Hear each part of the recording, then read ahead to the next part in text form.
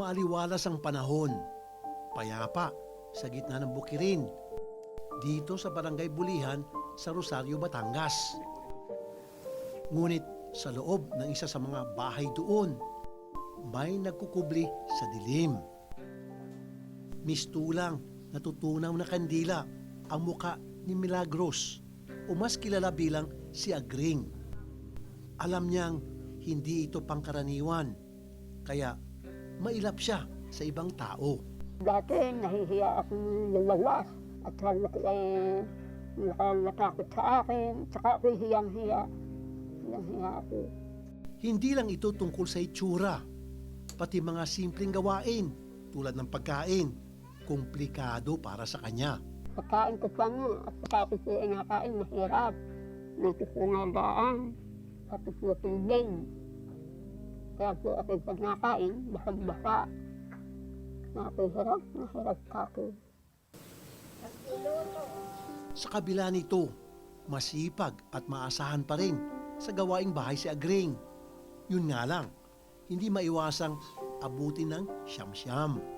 Kapag nalamba nga po, mahirap.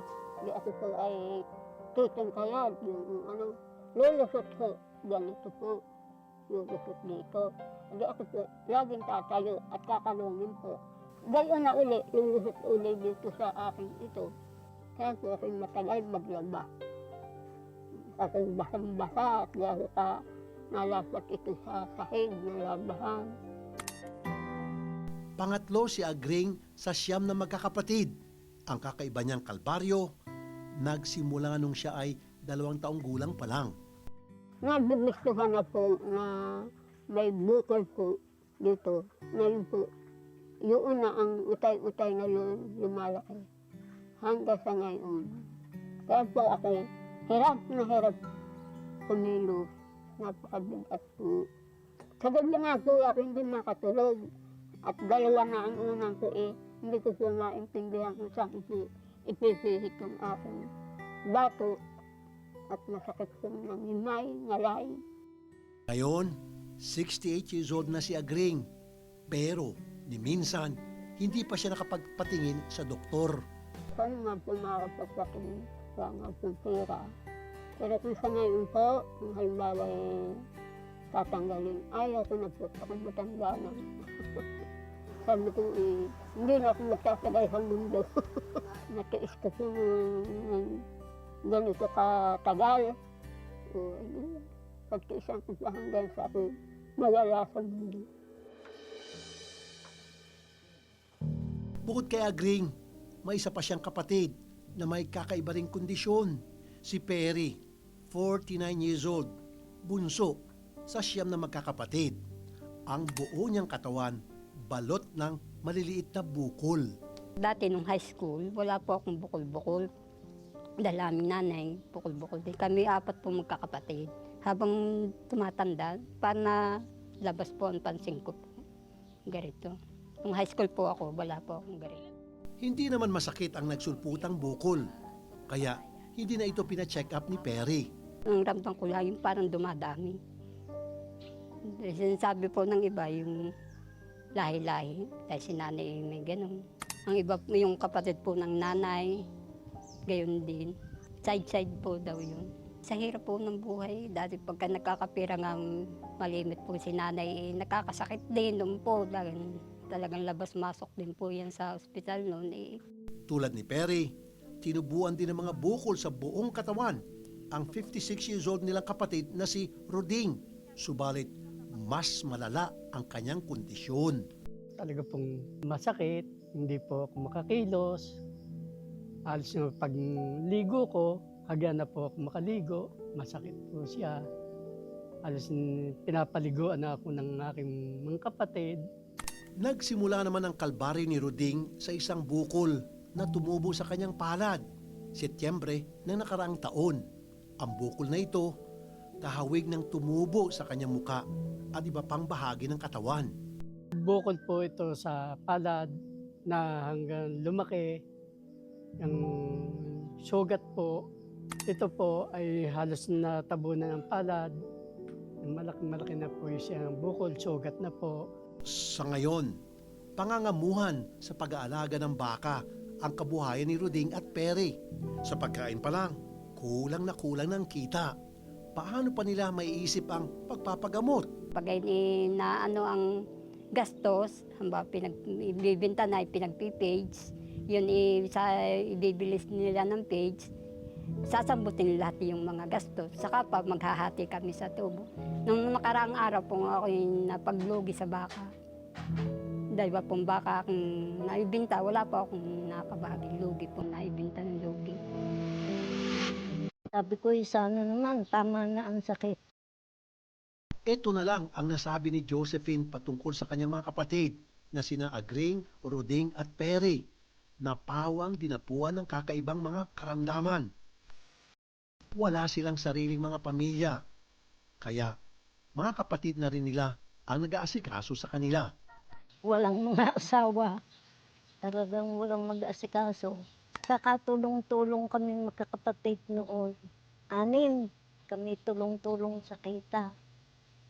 Yan. Eh nung mawala na at nung tumatanda na, wala nang magawa. Wala nang mga inipunan. Akop lang sa pang-araw-araw. Dati po nakakaraos naman po kami, ngayon lang talaga. Nagsunod-sunod po kami. Kagastusan po sa aking kapatid na yun. Talaga. Nung padala pong opera po yun amin naging utang po sa baka po namin kinuha, magkapatid. Ngayon po talaga. Hindi po namin. Kaya po kami nakapag-post po ng gayaan. Nakapangingi po ng tulong sa publiko. Ayaw ni na Agring, Ruding at Perry na maramdamang nagiging pabigat sila sa iba. Ang atin nilang si Josephine, puring-puri sa sipag ni Agring sa mga gawaing bahay. Ang trabaho niya, hindi ko kaya. May matanda, naglalaba, nagluluto, naglilinis, naggagamas pa dito sa paligid. Yan ang trabaho niyan.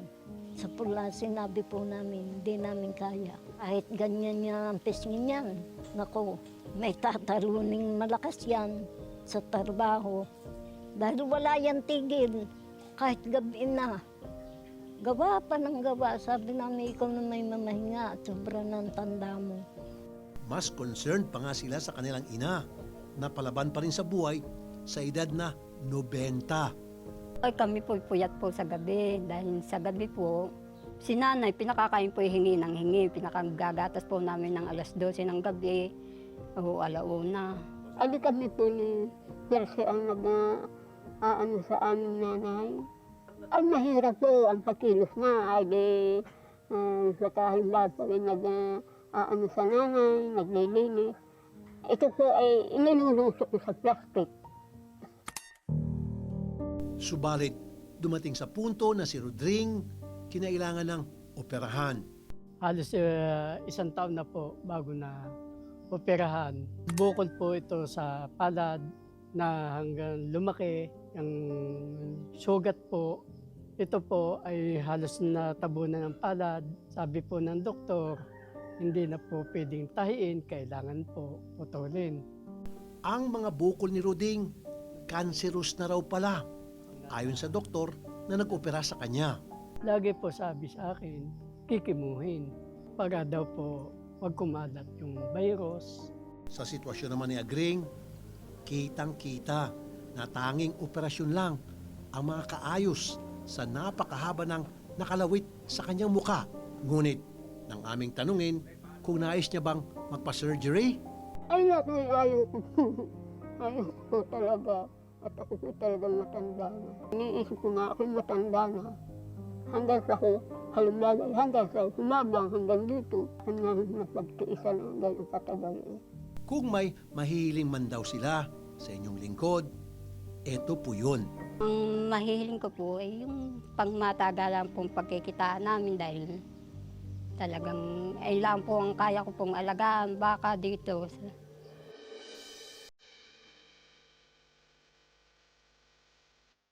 Siyempre, dito sa kapatid mo, hindi kami makukontento sa kung ano-ano lang ang inyong gusto. Pakay namin sa bawat kwento, tunay na aksyon at solusyon. Kaya para mabigyang linaw ang totoong kondisyon ng magkakapatid, kami na mismo ang nagdala kay Agring at Perry sa isang espesyalista.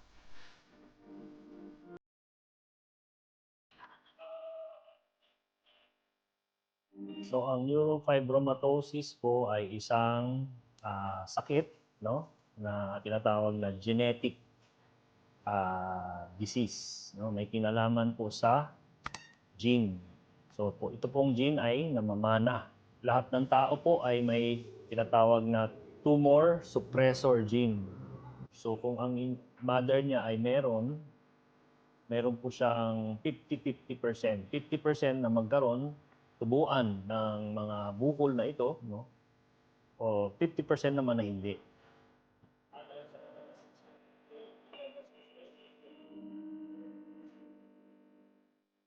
Yung pong nakikita natin na neurofibroma, yung plain, no, yung regular, medyo mababaw siya. So, ang kanyang kapansin siya kasi palabas siya, pero maliliit. Pero namang yung plexiform, ang mga plexiform, nanggagaling po siya sa mga ugat ng pakiramdam, nerve. Mas malalim po yun. Kaya po, lumalaki siya palabas, pwede rin po siyang lumalim kasi malalim yung mga nerves na yun. At yun yung masamang klase kasi po, meron pong tsansa na maging cancer po yun. So yung kay Nanay Agring po, ito po yung tinatawag namin na plexiform. Nagkaroon yung isa niyang kapatid. Tumubo yung bukol sa palad, lumaki, nagkaroon ng sugat na hindi gumagaling. Yung isang palhandaan ng cancer, ang sugat na hindi gumagaling. At ang kahuli-hulihan po ay na biopsy po yon at naputulan po siya ng kamay. So, yun po ang malubha na pwedeng mangyari sa isang merong plexiform. Sinagot na namin dito sa kapatid mo ang kinakailangang MRI ni Agring upang masiguro na hindi rin cancerous ang kanyang bukol na tulad ng kay Ruding. Matapos ang konsultasyon, dumiretso ang aming team sa livestock market sa Batangas. Ang aming misyon, tuparin ang kahilingan ng magkakapatid na magkaroon ng sariling alagang baka. Kitang-kitang galak ni Perry habang isa-isang nilalapitan at ininspeksyon ng mga baka. Sunod na niyang pinili ang tatlong pinakamalulusog. Sa araw din yon, diniliver na ang mga baka sa kanilang tahanan na amin na rin sinabayan ng isang buwang groceries at tulong pinansyal. Ako po ay nagpapasalamat sa kanila. Malaking tulong po nila sa amin. Nasisilakan po ako sa kanila. Maraming salamat po. Malaking pong tulong sa akin yung check out. Maraming salamat po sa kanila. Papasalamat po ako kay God, kay Senador Rafael Tulfo, at saka sa kanyang mga staff na kami po ay binigyan ng tulong na ito. Hindi ko po na-expect na maibigay pala po yung aking kahilingan na magkaroon ng sariling hayop para may pagkitaan po kami. Maraming salamat po sa tulong po ninyo. Hindi ko po inaasahan na tutulungan po kami. Maraming salamat po sa inyo. Sabi ninyo, nagbigay po si Senator, hindi lang isa, hindi lang dalawa, pero 3 baka para sa kabuhayan niyo. Unang-unang po, salamat po kay Lord, kay Sir Tulfo. Sobrang hindi po namin akalain na maiibigay po yung kahilingan. Sobrang laking tulong po sa amin, lalo na po sa pag-check up sa aming kapatid na may kapansanan.